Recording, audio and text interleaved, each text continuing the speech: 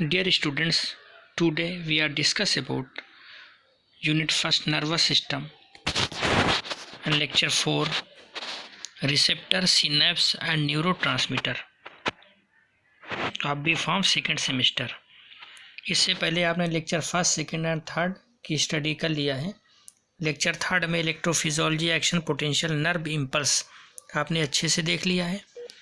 आज हम लोग बात करेंगे लेक्चर फोर्थ यानी रिसेप्टर, सिनैप्स एंड न्यूरोट्रांसमीटर। काफ़ी इंपॉर्टेंट लेक्चर हैं और यहाँ से जो क्वेश्चन पूछे गए हैं आप ज़रा सा देख लीजिए कि 2017-18 में न्यूरोट्रांसमिशन इन ब्रीफ 7 नंबर में आया है।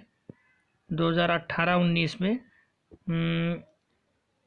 कोई क्वेश्चन नहीं पूछा गया है। 2019-20 में आपका explain the event of signal transmission at a chemical synapse, ये क्वेश्चन पूछा गया 7 नंबर का। इस तरह से यहाँ से 2 क्वेश्चन निकल के सामने आए, सिनैप्स और न्यूरो ट्रांसमिशन या न्यूरो ट्रांसमीटर। काफ़ी इम्पोर्टेंट ये दोनों टॉपिक हैं, इन्हीं के बारे में आज डिस्कशन होगा। तो आइए सबसे पहले देखते हैं सिनैप्स के बारे में। आप लास्ट सेमेस्टर में भी थोड़ा सा स्टडी किए थे। आज हम लोग फर्दर फिर स्टडी करते हैं कि सिनैप्स क्या होता है। आप जानते हैं कि सिन का मतलब होता है ऐड होना। सिन कहीं भी वर्ड आएगा इसका मतलब ये होगा कि ऐड होना है ना, यानी फॉर्मेशन होना। इससे ये पता चला कि यहाँ पर कोई 2 चीज़ आपस में ऐड होंगी, कोई 2 चीज़ आपस में जुड़ेंगी, तो उसको बोलेंगे सिनैप्स। डायग्राम से हमने प्रदर्शित करने की कोशिश किया है कि देखिए 2 पॉइंट आपस में यूनाइट हो रहे हैं और उसको बोला गया सिनैप्स। इसको ब्रिज आप कह सकते हैं। जैसे ब्रिज होता है, ब्रिज 2 रोड को आपस में लिंक करता है तो उसको ब्रिज बोलते हैं, तो इसको ब्रिज आप कह सकते हैं। Term synapse was given by Sherrington. Synapse term सबसे पहले शेरिंगटन ने दिया था। Physiology of chemical synapse was given by Dale. ये सब के कंपटीशन के पॉइंट है। केमिकल सिनैप्स की जो फिजियोलॉजी उसको डेल ने सबसे पहले बताया था। डेफिनेशन क्या बनेगी? Synapse is the relation between one nerve fibre to other, यानी किसी एक नर्व फाइबर का किसी से अटैचमेंट ही सिनैप्स कहलाता है। वो कुछ भी हो सकता है, मसल भी हो सकता है। मस्कुलर, न्यूरोमस्कुलर जंक्शन आप पढ़ चुके हैं फर्स्ट सेम में। वहाँ पर आप देखते थे कि किस तरह से नर्व फाइबर मसल से जाके अटैच होती थी और फर्दर कॉन्ट्रैक्शन या रिलैक्सेशन ऑफ मसल की प्रोसेस होती थी। तो एक नर्व फाइबर दूसरे नर्व फाइबर से भी अटैच हो सकती है with the help of synapse. एक नर्व फाइबर किसी और पार्ट से भी अटैच हो सकती है, ठीक है। तो एट द जंक्शन पॉइंट जो होगा उसको बोलेंगे synapse. On the basis of anatomy synapse are of 3 types. Anatomy के बेस पे जनरली 3 टाइप्स के सिनैप्स देखने को मिलते हैं, एक्सोडेंड्रोनिक, एक्सोसाइटोनिक और एक्सोएक्सोनिक। चूँकि नाम से ही क्लियर है, एक्सोडेंड्रोनिक यानी एक्सॉन और डेंड्रॉन का पार्ट आपस में अटैच होगा। एक्सोसाइटोनिक, एक्सॉन और साइटोन का पार्ट आपस में अटैच होगा और एक्सोएक्सोनिक में एक्सॉन का अटैचमेंट होगा। ये 3 जो पार्ट हैं, एक्सॉन, डेंड्रॉन और साइटोन, ये तीनों पार्ट नर्व फाइबर के होते हैं। तो कहीं से भी अटैचमेंट हो सकता है। जैसा अटैचमेंट होगा, जैसे उसकी एनाटॉमी होगी, उसके अकॉर्डिंग उसको नाम दिया जाएगा। नीचे डायग्राम में हमने दिखाया है, एक्सॉन का डेंड्रॉन से अटैचमेंट है तो एक्सोडेंड्रोनिक, एक्सॉन का साइटोन से है तो एक्सोसाइटोनिक, एक्सॉन का एक्सॉन से है तो एक्सोएक्सोनिक। इसमें ख़ास बात ये याद करने वाली कि सभी में एक्सॉन पार्ट इम्पॉर्टेंट है। भाई नर्व फाइबर में 3 पार्ट होते हैं, साइटोन, डेंड्रॉन और एक्सॉन। तो एक्सॉन कंपलसरी है, क्योंकि transmission of nerve impulse axon वाले पार्ट से ही जाती हैं। तो एक्सॉन तो सभी के साथ अटैच होगा। अब उसके साथ में दूसरा साइटोन भी हो सकता है, डेंड्रॉन भी हो सकता है और एक्सॉन भी हो सकता है। ऐसा नहीं कि डेंड्रॉन अटैच हो जाए। तो ये खास बात है याद करने वाली। In the axonic type of synapse one axon is exceptionally efferent in the nature. अगर एक्सॉन का अटैचमेंट है तो एक उसमें से इफरेंट नेचर का होगा। On the basis of physiology synapse are of 2 type. Physiology के बेस पर सिनैप्स 2 तरह के हो सकते हैं, एक केमिकल सिनैप्स और दूसरा इलेक्ट्रिकल सिनैप्स, ठीक है। केमिकल सिनैप्स और इलेक्ट्रिकल सिनैप्स। केमिकल सिनैप्स वाला क्वेश्चन पूछा गया, वही इंपॉर्टेंट है आपका। चूँकि नाम से क्लियर है केमिकल सिनैप्स, इसका मतलब ये है कि जो ट्रांसमिशन ऑफ नर्व इम्पल्स होंगी वो केमिकल की मदद से इसमें होंगी। इलेक्ट्रिकल में क्या होगा कि इलेक्ट्रिसिटी की मदद से होता है नर्व इम्पल्स का ट्रांसमिशन। तो हम लोग केमिकल सिनैप्स की स्टडी करते हैं। देखिए डायग्राम देखिए, सबसे पहले डायग्राम पर फोकस करिए। डायग्राम में हमने प्री सिनैप्टिक नोब और पोस्ट सिनैप्टिक नोब बनाया है। आप पहले से पढ़ चुके हैं कि एक नर्व फाइबर का जो एक्सॉन का पार्ट होता है तो इलोंगेटेड पार्ट होता है और एक्सॉन से एक्सॉन टर्मिनल लगे होते हैं। अगर आपको याद आ रहा होगा, अगर डायग्राम की प्रैक्टिस किया है तो सब कुछ क्लियर हो जाएगा। एक्सॉन टर्मिनल से कुछ बल्ब लगे होते हैं जिनको नाम दिया गया था सिनैप्टिक नोब, उनको बोला गया था सिनैप्टिक नोब। तो उसी तरह से यहाँ हमने दो सिनैप्टिक नोब बनाए हैं। एक प्री सिनैप्टिक है यानी जहाँ से नर्व इम्पल्स ट्रांसमिट होगी, और दूसरी पोस्ट सिनैप्टिक नोब है जहाँ तक ट्रांसफ़र होगी। तो दो को हम दर्शा रहे हैं, तभी तो हम सिनैप्स को बता पाएंगे। तो एक हमने बनाया प्री सिनैप्टिक नोब और दूसरा बनाया पोस्ट सिनैप्टिक नोब। क्लियर? इन दोनों के बीच की जो डिस्टेंस होती है उसको बोलते हैं synaptic cleft. Synaptic cleft 20 nanometre होती है। जब इनका अटैचमेंट होता है तो इन दोनों के बीच का जो गैप होता है वो सिनैप्टिक क्लेफ्ट कहलाता है, जिसकी डिस्टेंस 20 नैनोमीटर होती है। अब देखेंगे हम लोग प्री सिनैप्टिक नोब के अंदर माइटोकॉन्ड्रिया होता है जो एनर्जी यानी एटीपी का फॉर्मेशन करता है। क्लियर? और भी सेल ऑर्गेनल्स पाए जाते हैं। इसके अलावा सिनैप्टिक वेसिकल पाए जाते हैं, छोटे छोटे से सिनैप्टिक वेसिकल पाए जाते हैं। सिनैप्टिक वेसिकल के अंदर न्यूरोट्रांसमीटर फील्ड रहते हैं। बहुत ही इंपॉर्टेंट है ये पॉइंट। न्यूरोट्रांसमीटर जब पूछा जाएगा उसमें भी डायग्राम आप ये बना के उसकी लोकेशन को दर्शाएंगे। तो सिनैप्टिक वेसिकल यानी छोटे छोटे से गुब्बारे लेके स्ट्रक्चर हैं, उनमें न्यूरोट्रांसमीटर फील्ड रहता है। न्यूरोट्रांसमीटर क्या है वो आगे आप देखेंगे। तो न्यूरोट्रांसमीटर फील्ड रहता है। क्लियर? तो यहाँ पर सेल ऑर्गेनल और भी पाए जाते हैं जिनमें से माइटोकॉन्ड्रिया काफ़ी इंपॉर्टेंट है चूँकि ये एटीपी का फॉर्मेशन करेगा, और सिनैप्टिक वेसिकल के अंदर न्यूरोट्रांसमीटर फील्ड रहता है। इसी तरह से जो पोस्ट सिनैप्टिक नोब है उसके ऊपर कुछ रिसेप्टर्स पाए जाते हैं जो न्यूरोट्रांसमीटर को रिसीव करते हैं। ये ऐसे रिसेप्टर्स होते हैं जो न्यूरोट्रांसमीटर को रिसीव करते हैं। अब देखेंगे हम लोग इसमें कौन कौन से इवेंट्स होते हैं, कौन कौन सी घटनाएं घटित होती हैं। एक एक पॉइंट हम लोग देखते हैं। Synapse is made up of pre and post synaptic knob with synaptic cleft 20 nanometre. तो एक सिनैप्स तभी बनेगा जब pre and post synaptic knob को लेंगे और दोनों के बीच की डिस्टेंस 20 नैनोमीटर हो। Second point, synaptic knob have many mitochondria and synaptic vesicle which are filled with neurotransmitter, and post-synaptic membrane have receptor protein which are specific for particular neurotransmitter। ठीक है? तो पोस्ट सिनैप्टिक मेम्ब्रेन पर कुछ receptor protein पाई जाती हैं जो particular type of neurotransmitter के साथ बाइंड करती हैं। इतनी बात तो आपके समझ में आ गई होगी। अब इवेंट कौन कौन सी होती हैं तो एक एक शब्द समझिएगा तभी क्लियर होगा। When nerve impulse reaches to the pre synaptic membrane. इससे पहले आप पढ़ चुके नर्व इम्पल्स के बारे में कि किस तरह से नर्व इम्पल्स आगे की ओर बढ़ती थी। एक्सॉन के बारे में आप पढ़े थे, एक्सुलेमा के बारे में पढ़े थे, सोडियम पोटेशियम पंप के बारे में ऑलरेडी आपने पढ़ रखा है। तो उसी से इसको लिंक करने की कोशिश करते हैं। When nerve impulse reaches to the pre synaptic membrane, nerve impulse जैसे ही प्री सिनैप्टिक मेम्ब्रेन तक पहुंचती है, दैट बिकम डीपोलराइज्ड।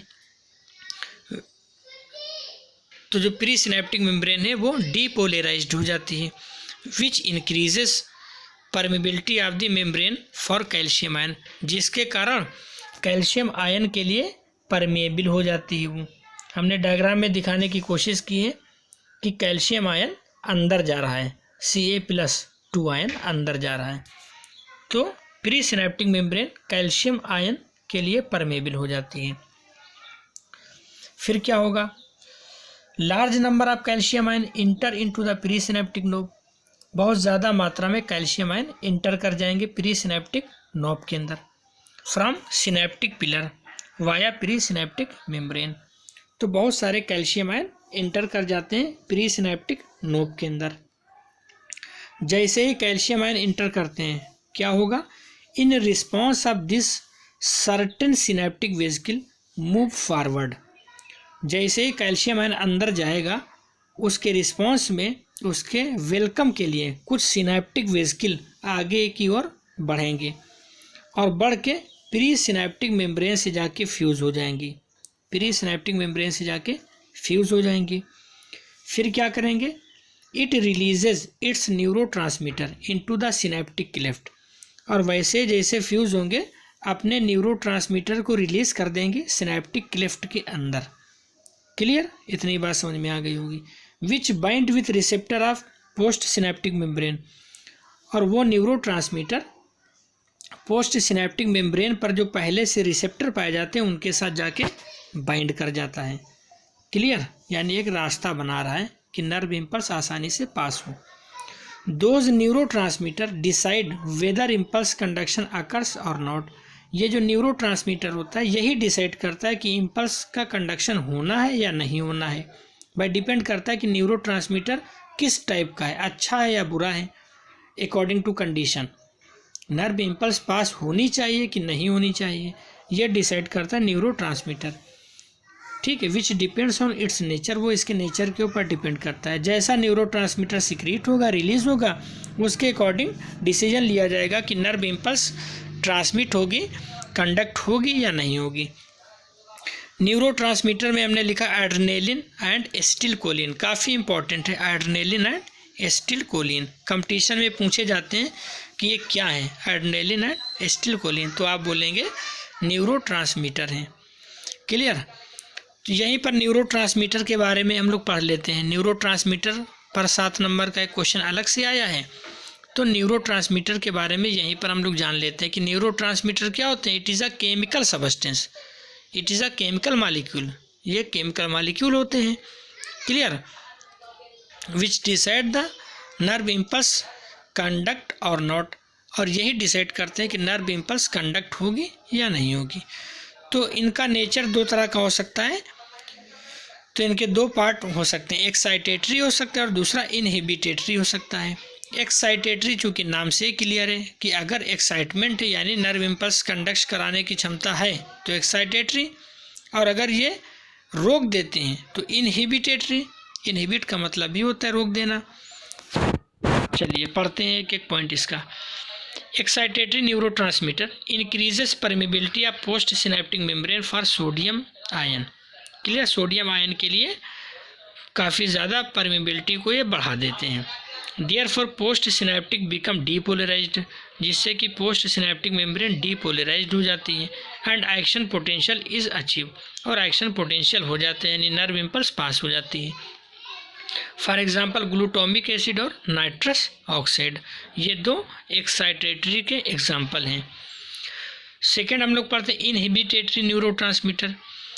इसमें क्या होगा, उसका जस्ट अपोजिट होगा। कैसे, increases permeability of pre synaptic membrane for potassium ion, वहाँ सोडियम आयन के लिए बढ़ती थी, यहाँ पोटेशियम आयन के लिए बढ़ जाती है।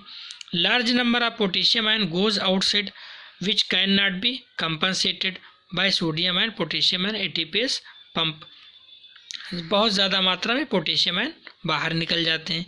It result in to hyper polarisation of post synaptic membrane, जिसके कारण बस जो मेम्ब्रेन होती है वो हाइपर पोलराइज्ड हो जाती है। आप पढ़ चुके हैं लास्ट लेक्चर में, -70 MV होना चाहिए लेकिन -80 MV तक पहुंच जाती है। इतने ज़्यादा अमाउंट में कैल्शियम आयन पोटेशियम आयन बाहर निकल जाते हैं। उसको टर्म आपने दिया था हाइपर पोलराइजेशन, है ना। -70 MV तक तो आपने पोलराइज्ड कहा था, लेकिन इतने ज़्यादा अमाउंट में पोटेशियम आयन बाहर निकल जाते हैं कि -20 से -80 हो जाता है, 10 बढ़ जाता है। तो उस कंडीशन को आपने कहा था हाइपर पोलराइजेशन। तो ऐसी कंडीशन में क्या होता है, इंक्रीजेज ऑफ थ्रेशोल्ड वैल्यू से भी ज़्यादा इंक्रीज हो जाती है। ऐसी कंडीशन में नर्व इम्पल्स पास नहीं होती है। For example dopamine, glycine, serotonin, आप हार्मोन्स के बारे में पढ़ चुके हैं। सेरोटोनिन गाबा, गामा अमीनो ब्यूटारिक एसिड। गाबा बहुत पूछा जाता है कंपटीशन में, इसका फुल फॉर्म क्या है, ये क्या है? तो ये एक न्यूरोट्रांसमीटर है, इसका फुल फॉर्म है गामा अमीनो ब्यूटारिक एसिड। तो ये कुछ इनहिबिटेटरी टाइप के न्यूरोट्रांसमीटर हैं। ये जब सिक्रीट होंगे, ये जब रिलीज होंगे तो नर्व इम्पल्स कंडक्ट नहीं होगी। तो आपने दो तरह का नेचर देखा न्यूरोट्रांसमीटर का, एक्साइटेटरी और इनहिबिटेटरी। नोट करके एक पॉइंट लिखा है, एसिटिलकोलिन, एड्रेनालिन, ये दोनों एक्साइटेटरी और इनहिबिटेटरी दोनों तरह का ये नेचर रखते हैं। एसिटिलकोलिन और एड्रेनालिन का नेचर एक्साइटेटरी भी और इनहिबिटेटरी भी अकॉर्डिंग टू कंडीशन। तो ये बात हो गई केमिकल सिनैप्स की, काफ़ी इंपॉर्टेंट है। इसको आप लोग एक बार लिख के प्रैक्टिस करिएगा, रीड एंड राइट वाला फंडा यूज़ करिएगा। और यहाँ से जो भी क्वेश्चन आपको अभी होमवर्क में दिए जाएंगे वो आप एक A4 प्लेन पेपर पर सॉल्व करके ERP पे सबमिट कर देंगे, अपलोड कर देंगे वहीं पर। सेकंड पार्ट देखते हैं, केमिकल सिनैप्स तो हो गया, उसमें आपने देखा कि जो भी इम्पल्स पास होती है वो with the help of chemical pass होती है, क्लियर? तो उसको हमने केमिकल सिनैप्स कहा।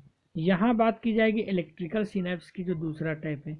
इसमें जो नर्व इम्पल्स पास होती है वो with the help of electricity, इतनी ज़्यादा अमाउंट में करंट दे दी जाती है कि वो ऑटोमेटिक पास हो जाती है।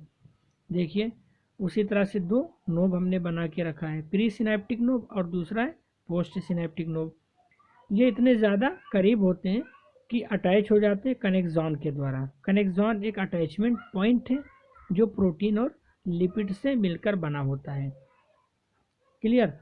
यानी इसके बीच में जो सिनैप्टिक क्लेफ्ट होती है उसकी डिस्टेंस बहुत ही कम होती है, वहाँ 20 नैनोमीटर थी और यहाँ पर 0.2 नैनोमीटर, बहुत ही कम डिफरेंस होता है दोनों नोब के बीच में, तभी ये आसानी से पास हो जाती है, झटके से पास होती है इसमें नर्व इम्पल्स। देखिए, no need of any chemical agent for impulse conduction via synapse, इसमें किसी भी तरह से केमिकल एजेंट की ज़रूरत नहीं होती है इम्पल्स कंडक्शन के लिए। Second point, pre and post synaptic membrane are connected by connexon, दोनों मेम्ब्रेन आपस में कनेक्सॉन के द्वारा कनेक्ट रहती है। Second, synaptic cleft is narrow, synaptic cleft बहुत छोटी होती है, नैरो होती है, that is 0.2 nanometre in thickness, उसकी मोटाई मात्र 0.2 नैनोमीटर होती है, जबकि पहले वाले में केमिकल सिनैप्स में 20 नैनोमीटर थी। Speed of impulse conduction is faster, इसमें स्पीड भी ज़्यादा होती है, तभी अचानक झटके से पास हो जाती है बगैर किसी केमिकल की मदद से। For example amacrine cell of retina, retina की अमेराइन सेल में इस तरह की घटना होती है। सिंगल यूनिट स्मूथ मसल्स में होती है, डेवलपिंग एम्ब्रियो के अंदर ये होता है और कार्डियक मसल्स के अंदर होता है। तो इस तरह से आपने देख लिया, ये कंप्लीट हो गया आपका सिनैप्स और न्यूरोट्रांसमीटर। दो टॉपिक आज हमने कवर किए, सिनैप्स और न्यूरोट्रांसमीटर। इसको अच्छे से पढ़ लीजिएगा और इसके आगे नेक्स्ट टर्म पर हम लोग डिस्कशन करेंगे। Thank you.